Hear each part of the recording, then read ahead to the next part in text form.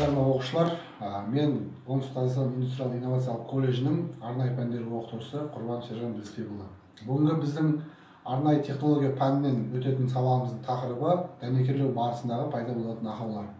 Жалпы ақау дегеніміз не? Ақау дегеніміз сызбадан және де техникалық жағдайлардан әртүрлі ауытқуға байланысты болатын ақауларды айтамыз. Бұлар негізінен неден пайда болады? Бұлар негізінен электродтан, дәнекерлеу барысындағы ток таңдап алудан, дәнекерлеушінің тәжірибесінің аздығынан және де металға байланысты болады. Бұл ақаулардың үш түрі бар. Металды жинақтау және оны дайындау. Екінші түрі жік формаларындағы ақаулар, үшінші түрі сыртқы және ішкі ақаулар.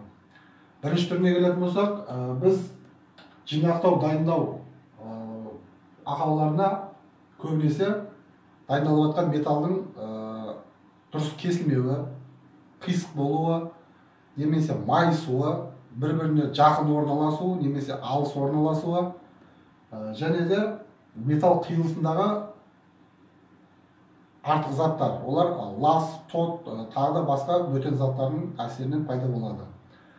Келесі ақауымыз ол біздің жіктің өзіндегі жік формасындағы ақаулар. Бұл ақауларға жіктің ішіндегі кеуектер, жаңағы бірінші ақауға байланысты тесіліп қалу, немесе қыздырылып күйдіріп жіберу, осының барлығы жаңағы жіктің өзінің формасындағы ақауларға байланысты болып келеді. Ал үшіншісі ол сыртқы және ішкі ақаулар. Сыртқы ақауларға біз жаңағы айтып өткендей тот, лас металдың сыртындағы және оған қоршаған газ ортасында дәнекерленген кезде дұрыс пайдаланбау, солардың барлығы осы ақауларға алып келеді. Ал ішкі ақаулар дегеніміз бұларға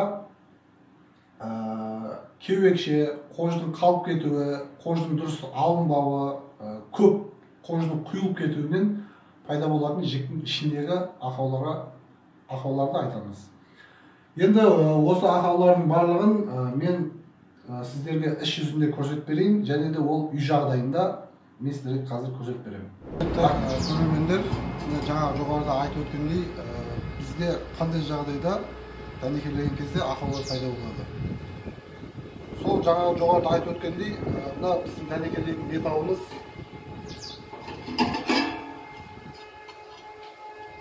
тегіс кесілмеген жағдайда, және де екеуінің қойылған түрі тегіс емес болған жағдайда, сосын мына жерде электродтың дұрыс бұрыш алынбағаны жағдайында дәнекершінің өзінің жаңағы сапалы дәнекерлегеніне байланысты ақаулар пайда болады. Біз бұны болдырмас үшін жаңағы жоғарыда айтып өткендей, металымыз тегіс болу керек. Кесілгенде тігінен дұрыс кесілу керек. Сосын дәнекершінің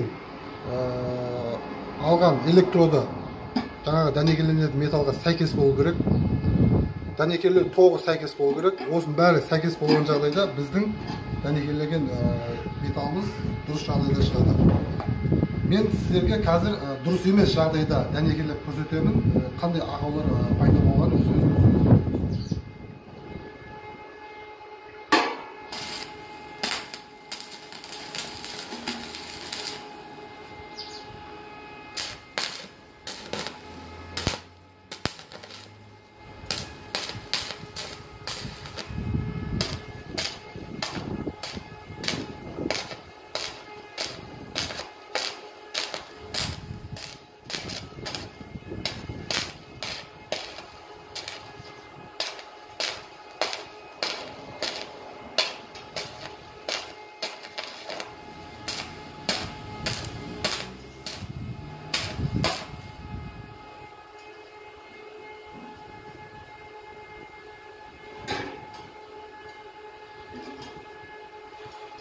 Biz dәнекерлеп болдық, енді соны етін қазып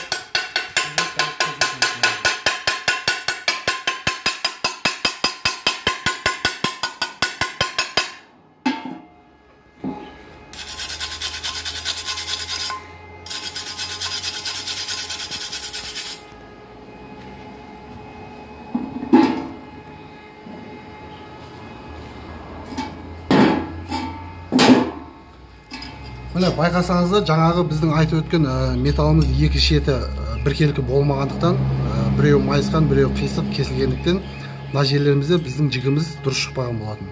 Мына жеріміз тесілді, мына жеріміз бұл жерде тоже тесілді, мына жақтарымыз дәнекерленген жоқ. Тек қана бұл жерде бір ғана жер тегіс болып тұрды, және ол жер міне көріп тұрғандарыңыздай жақсы дәнекерленген болып есептелінеді. Мына жерден былай байқасаңыздар болады, металдың тегіс беті, мынау тегіс емес беті. Осындай жағдайда ақаулар көп пайда болады.